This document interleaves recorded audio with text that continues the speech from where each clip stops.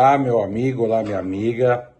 Vamos aqui falar mais um pouquinho sobre as coisas do direito esportivo. Hoje eu não vou comentar nenhum fato que tenha ocorrido na última semana ou nas últimas 2 semanas que eu estive aqui afastado do convívio com vocês, porque não houve nada assim tão polêmico que pelo menos para mim, despertasse algum interesse de falar para vocês, né? Mas uma coisa que as pessoas me perguntam, por ser professor de Direito do Trabalho e atuar no Direito Desportivo, é se os árbitros, particularmente os árbitros de futebol, se eles são empregados ou não. Bom, vamos lá. A atual Lei Geral do Esporte, também a própria Lei 9.615, a Lei Pelé, que ambas hoje convivem harmonicamente, pelo menos espera-se, no ordenamento jurídico desportivo brasileiro, ambas afirmam que os árbitros são profissionais autônomos, que eles não têm vínculo com ninguém e com nenhuma entidade.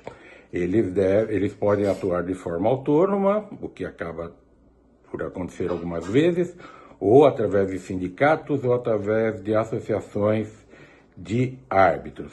Ora, o que a gente sempre vê, e isso sim chama um pouco a atenção nas últimas semanas, é a discussão que os árbitros falham muito no futebol brasileiro, mesmo com o VAR.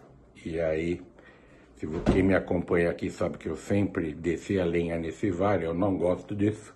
Eu acho que é mais um complicador do que algo que beneficie o esporte. Deveria ser para discussões específicas como impedimento. Agora, aquelas situações onde depende de interpretação, foi pênalti ou não foi, pouco importa. Quem vê na imagem vê de um jeito, o árbitro em campo viu de outro, pois ele olha o VAR e os árbitros de vídeo tentam convencê-lo de que foi, quer dizer, não está dando certo. Tanto que tem situações em que se leva aí um período de 8 minutos, como aconteceu em alguns jogos, ou num jogo específico, que eu não me lembro qual, 8 minutos para chegar à conclusão se foi ou não foi falta, se não foi pênalti, o que é um absurdo de tempo que esfria a partida, esfria os jogadores, e para quem vai ao estádio sabe que até causa um desânimo no torcedor. Bom, vamos lá.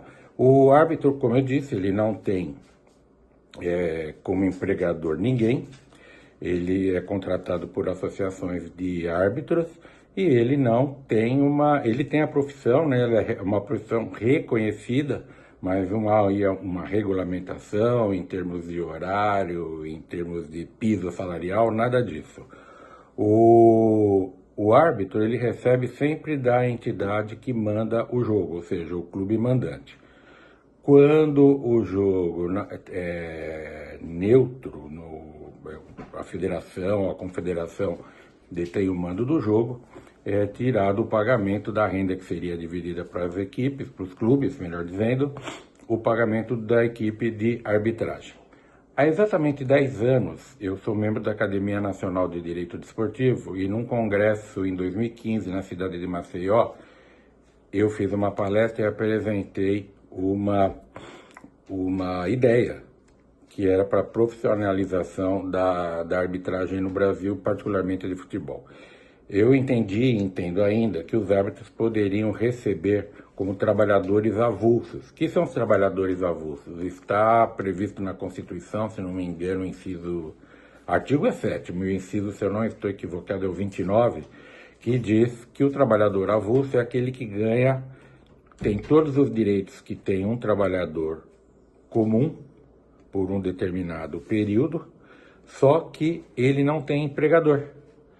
O exemplo, para vocês entenderem, reconhecerem ou lembrarem, é quem trabalha nos portos. Eu moro aqui no Guarujá, estou olhando aqui pela janela, estou vendo, eu contei agora há pouco, 19 barcos que estão a caminho dos portos aqui do Guarujá e de Santos para embarcar, desembarcar.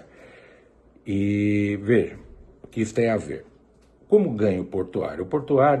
O trabalhador portuário, que é o trabalhador avulso, ele trabalhou, digamos, 2 meses para uma determinada empresa, um determinado navio, empresa de navio, para descarregar e carregar os containers. Ele receberá, no final desses 2 meses, além do salário que ele deve ter recebido, ou melhor, o pagamento desses 2 meses, ele receberá 2 dozeavos de férias, 2 dozeavos de 13º, 2 dozeavos de fundo de garantia. Tá, e quem paga isso? É quem o contratou. E quem faz essa contratação, no caso do trabalhador portuário, é o seu sindicato. Neste exato momento, há uma discussão de uma nova lei dos portuários no Congresso Nacional, que, se eu não estou enganado, prevê que os trabalhadores portuários podem, inclusive, receber, contratar e receber de forma individual, sem ter a intermediação da sua associação, no caso deles, do seu sindicato. Isso poderia ser feito para os árbitros. Os árbitros receberiam, pela sua entidade, pelo menos até hoje, e no final de um campeonato paulista, por exemplo, 3 meses, 3 dozeavos de férias, 13º, etc. E aí eu ainda continuava. Na minha ideia, continuo.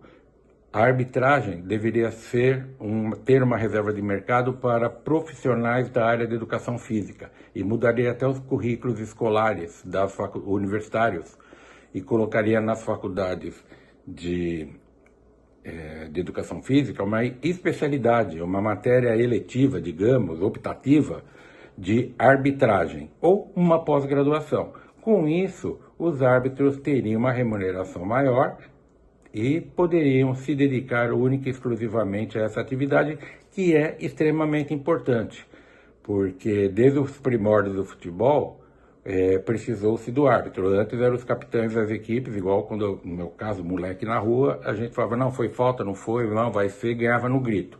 Aí pegaram um terceiro, e esse terceiro sempre tem a mãe muito elogiada, né? O que é uma grande vantagem também, a homenagem à mãe. Todo árbitro diz que tem 2 mães, a mãe de verdade e a mãe que ele leva para o estádio para ser xingada. É isso. Até a próxima semana, se Deus quiser.